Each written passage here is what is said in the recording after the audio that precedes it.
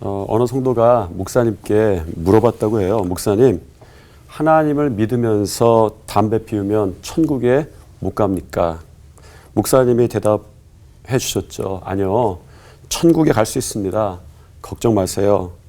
그 말을 듣고 좋아하는 성도에게 목사님이 한 말씀을 더했다고 합니다. 천국에 가긴 가는데 남들보다 훨씬 빨리 갈 수는 있습니다.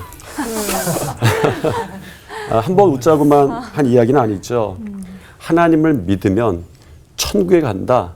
절대 변하지 않는 구원의 진리입니다. 그런데 거기에 어떤 것이 들어오니까 사람들에게 그 진리가 가려지는 것이죠. 저는 이것이 편견이라고 생각합니다. 오늘 본문에 나오는 나다니엘에게 진리가 나타났죠. 예수 그리스도셨습니다. 그런데 그는 그 진리 앞에서 이렇게 말을 합니다. 나사렛에서 무슨 선한 것이 나오겠느냐. 예수 그리스도가 나타났는데 그 안에 나사렛이라고 하는 어떤 것이 들어가니까 그에게 그 진리가 가리게 되는 것입니다. 대개 편견에 사로잡힌 사람은 진리에 대해서 부정적이고 때로 굉장히 완고해지는 경우를 우리가 보게 되죠. 그런데 이런 편견 덩어리를 사실은 내 안에서 발견할 때가 참 많습니다. 그리고 우리가 불완전한 인간이기 때문에 평생 함께할 수밖에 없는 것이 편견이다라는 것을 수시로 느끼게 되죠. 편견 혹은 선입견이 위험하다. 뭐 그렇게 편견이 그렇게까지 위험할까? 아닙니다. 위험합니다. 우리를 결박하기 때문이죠. 이 일에 편견이 있으면 그 일의 가능성이 결박되죠. 사람에 대한 편견이 있으면 관계가 결박됩니다.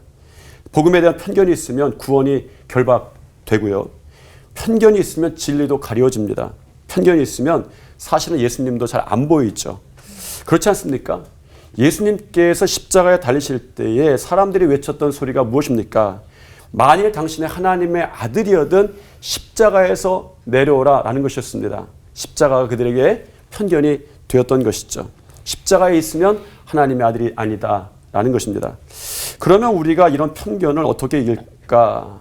사실은 이 편견을 이기기가 쉽지 않죠. 어느 순간에 내 안에 편견이 완전히 사라지는 경험을 한 사람은 거의 없는 것 같습니다. 내 생각이 불쑥불쑥 튀어나오죠.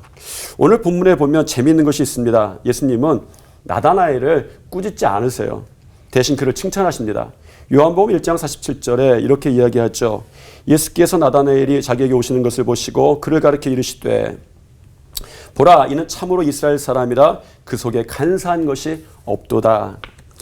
예수님께서 이렇게 칭찬하신 것이 참 대단한 일이라는 것, 정말 대단한 일이라는 것 아십니까? 사실 예수님의 제자들이 훌륭하죠. 그런데 한 가지 분명한 사실은 그렇게 위대한 제자들의 대부분은 부르심을 받을 때 예수님과 조금도 닮은 구석은 없었다라는 것입니다.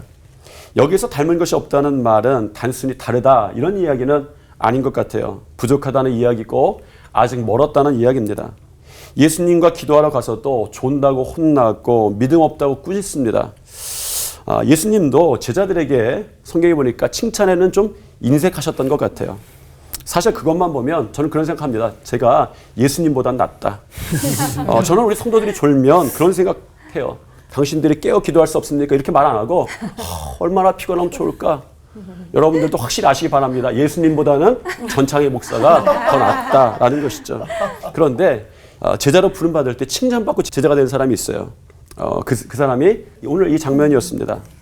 그가 예수님에 대해서 그 편견을 이야기하고 나사렛에서 어떤 선한 것이 날 수 있겠습니까? 말하는데 예수님 그를 칭찬하세요. 나다니엘도 궁금했습니다. 그래서 물었죠. 예수님께서 이렇게 대답하시죠. 나다나엘이 이르되 어떻게 나를 아시나이까? 예수께서 대답하여 이르시되 빌립이 너를 부르기 전에 내가 무화과 나무 아래 있을 때에 보았노라. 간사한 것이 없다라고 말씀하신 이유가 내가 무화과 나무 아래 있었다라는 것을 보게 된 것입니다. 그의 편견 어린 고백에도 불구하고 예수님이 나다나엘을 참 이스라엘 사람이고 거짓이 없는 사람이라고 순전하다고 칭찬하신 것이죠. 여러분, 우리가 여기서 한 가지 알 수 있는 게 있습니다. 편견을 이기는 무기가 순전함이다라는 것이죠. 순전한 사람이 편견을 이기는 거예요. 나에게 편견이 없어지는 것이 아니라 나의 순전함이 편견을 가리는 것이죠. 그러면 나다나엘의 순전함은 무엇이었습니까? 무화과 나무 아래에 있었다라는 것입니다.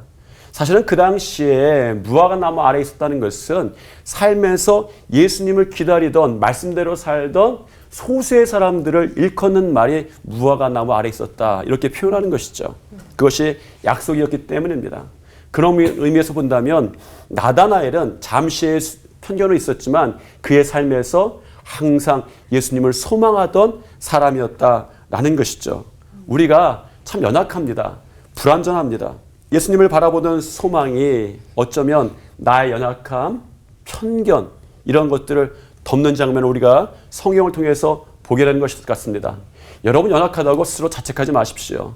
편견이 또 계속된다고 자책하지 마십시오. 그러나 중요한 것은 여러분들에게 정말 지켜야 될 것이 있습니다. 여러분 안에 간사한 것이 없다. 예수님을 바라보는 소망입니다. 여러분 삶에서 예수님을 진실하게 바라보고 있다면 여러분들에게 분명히 진리가 어느 순간에 나타나게 될 것입니다. 기도하겠습니다. 주님, 우리의 연약함이 있습니다.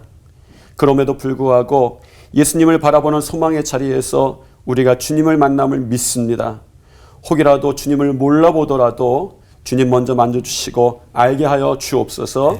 예수님 이름으로 기도드렸습니다. 아멘. 아멘.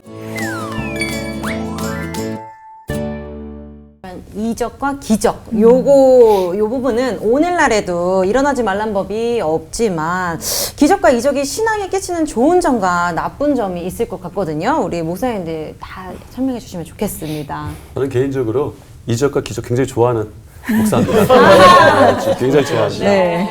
제 목회에 그런 일들이 많이 일어났으면 좋겠다. 아멘. 네, 아주 좋아하셨군요.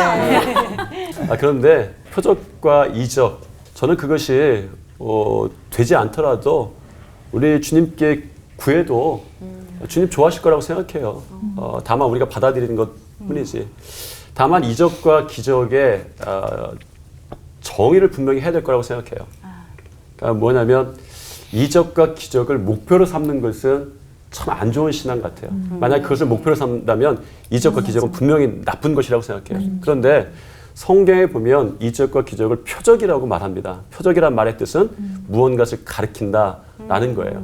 제가 전도사 때 한참 믿음이 있었어요. 그런데 어느 날 우리 성도가 하나 찾아왔어요. 남편이 죽게 되었다는 거예요. 그러면서 저에게 그런 이야기를 해요. 저쪽에 용두동에가 대전인데 용두동에 가면 기도에 아주 용하신 분이 있다고. 기도에 용한 목사님이 계시다고. 초신자였어요. 아직 집사도 아니었어요. 성도였어요. 기도에 용하신 목사님이 있다고. 거기에서 가서 기도받는 거 어떻겠냐고 저한테 물어봐요. 제 교인인데. 네. 참 곤란하잖아요. 그러냐고 거기 가서 기도하라고 하기도 좀 이상하고. 그런데 제가 그때 마음속에 이런 믿음이 생겼어요. 저한테 신유의 은사는 분명히 없습니다. 그런데 제가 하나 믿는 것은 우리 성도들과 같이 기도하고 예수님이 허락하시면 낫습니다. 같이 기도합시다. 이렇게 기도했어요. 저는 오늘날 이적과 표적이 많이 나타났으면 좋겠고 일어나는데 그것이 올바른 방향으로 되려면 사람은 사라지는 게 좋아요. 그 표적의 목적이 뭐냐면 요한복음에 이 표적의 목적이 분명해요. 예수님밖에 없어요. 표적과 이적이 난 다음에 예수님이 드러나면 저는 이 표적 많이 일어났으면 좋겠어요. 우리 아이들도 저는 우리나라 전국에 있는 우리 아이들 다 수능에 합격하기를 축복합니다. 그런 이적이 일어나길 바랍니다. 그런데 우리 아이들 그렇게 기도하자고 했어요. 부모님들한테. 정말 하나님이 어떻게 하시든지 우리 자녀를 통해서 좋은 길로 인도하시고 그 인생에 예수님이 분명하게 드러나시도록 기도하면 모든 것이 다 선을 이룰 것이다. 이런 믿음 가지고 나가자 그런 이야기를 했습니다. 그래서 나쁜 이적, 좋은 이적은 사실은 사람이 만들어낸다. 이런 생각이 좀 들었습니다.